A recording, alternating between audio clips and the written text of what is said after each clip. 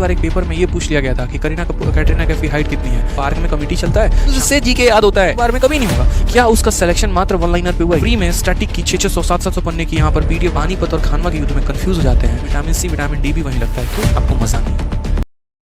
कभी भी किसी टॉपर से पूछना जिसके जीएस में ढंग के स्कोर होंगे 30-35 कि क्या उसका सिलेक्शन मात्र वन लाइनर पे हुआ है, ये बताओ पहले। कभी नहीं होता।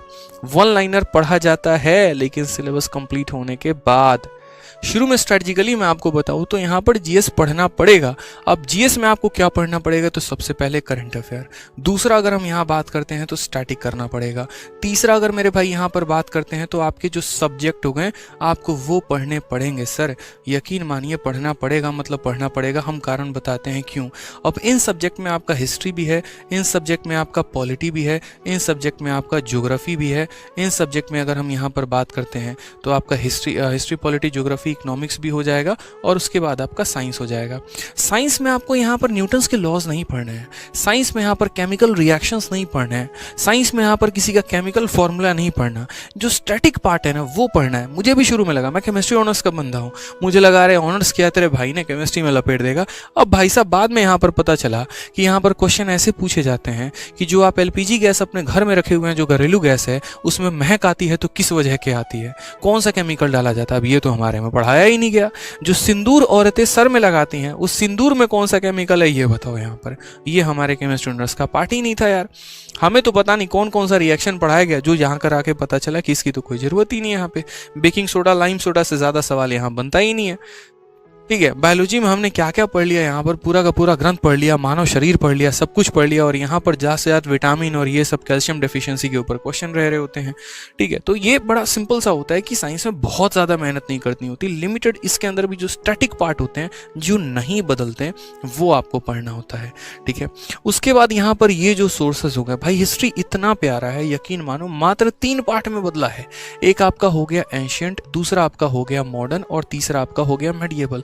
आप पूरी हिस्ट्री क्यों उठाते हो? मत उठाओ ना, आप कोई एक पार्ट यहाँ पर उठा लो। जैसे मानो आप एंशियंट, आपकी इच्छा नहीं हो रही, आप यार मॉडर्न हिस्ट्री से शुरू कर लो, क्या दिक्कत है? मेडिएवल से शुरू कर लो, गांधीयन एरा से शुरू कर लो, दिल्ली सल्तनत से शुरू कर लो। शुरू तो करो यार, कहीं से तो शुरू करो मेरे भाई, कहीं से। ठीक है, मैंने यहाँ से कई बार उठाने की कोशिश की। सिंधु घाटी सभ्यता, इंडस वैली सिविलाइजेशन नहीं समझ में आता था, काली बगान और ये क्या क्या लोथल वोथल नहीं समझ में आ रहा था। फिर हमने शुरू किया मॉडर्न से, गांधी नगर से शुरू किया, इन चीज़ों को हम रिलेट कर पा रहे थे। ठीक है, तो यहाँ से एक एक करके पॉइंट्स बनाने शुरू किए, याद करना शुरू किया। तो शुरू करना पड़ेगा, एक बार में कभी नहीं होगा। मैं कह रहा हूँ 10 बार चित के पट हो जाओगे, उठाओगे लूसेंट पटक दोगे, उठाओगे पटक दोगे, उठाओगे अपना कोर्स पटक दोगे, लेकिन एट द एंड फिर पकड़ना पड़ेगा, फिर पढ़ना पड़ेगा। पॉलिटी है, ठीक है, 5 आर्टिकल आपको याद है और आपके पेपर में 6ठा आर्टिकल आ गया। किसकी गलती है ये बताओ? आपकी गलती है, एग्जामिनर की गलती नहीं है, क्योंकि सीधा तौर पे है कि आपको कम से कम 20 से 25 आर्टिकल तो याद होने चाहिए। अब 5 आपने याद किए तो आपकी भूल है ना। आपने 15 अमेंडमेंट याद करके चले गए और मान लीजिए 16वां अमेंडमेंट पूछ लिया गया जो आपको पता ही नहीं था। यहाँ पर मिनी कॉन्स्टिट्यूशन वाला पूछ लिया गया कि कौन से अमेंडमेंट को मिनी कॉन्स्टिट्यूशन कहते हैं और वो आपको पता ही नहीं है। सर आपने 5 ईयर प्लान पढ़कर गए और 5 ईयर प्लान पढ़ के जाने के बाद वहाँ पे ऐसा हुआ कि सर आप उसमें जान ही नहीं पा रहे हैं कि यहाँ पर फलाने प्लान जो हुआ था उसमें क्या आया हुआ था। मान लीजिए कि आपने पहला दूसरा तीसरा प्लान पढ़ा जो हर किसी को पता है, चौथे प्लान के बारे में आपको पता ही नहीं और क्वेश्चन वहीं से आ गया। ठीक है, हरित क्रांति की शुरुआत किसने की, व्हाइट रिवॉल्यूशन किसने शुरू किया, यहाँ पर किस चीज़ को व्हाइट रिवॉल्यूशन कहा जाता है, गोल्डन रिवॉल्यूशन किसके लिए आया था, ग्रीन रिवॉल्यूशन किसके लिए आया था, येलो रिवॉल्यूशन किसके लिए आया था, पता ही नहीं है। सर कहाँ से क्वेश्चन आएगा? तो ये सारी की सारी चीज़ें जो ना बहुत दिक्कत करने वाली हैं आपको। ज्योग्राफी हो गया, पूरा मानसून अच्छे से पढ़ना है आपको, पर्वत पठार और जो स्टैटिक पार्ट हो गया, ये सारी चीज़ें अच्छे तरीके से कवर करनी है। तो ये डिटेल में आपको पढ़ना पड़ेगा, वन लाइनर से काम नहीं चलने वाला है। ठीक है, अब यहाँ पर आप चाहे तो किसी का कोर्स लेके पढ़ो, चाहे आप यूट्यूब से पढ़ो, चाहे आप किताब से पढ़ो, लेकिन भाई पढ़ना पड़ेगा, मतलब पढ़ना पड़ेगा। यू कांट स्किप, मैं लिटरली बता रहा हूँ, आप स्किप नहीं कर सकते। अब पढ़ लिया तो इसको रिटेन कैसे करें? तो रिटेन मेरे भाई आप यहाँ पर कर सकते हैं क्विज देकर। आप जितना ज़्यादा क्विज देंगे आपके लिए उतना ज़्यादा फायदेमंद होगा।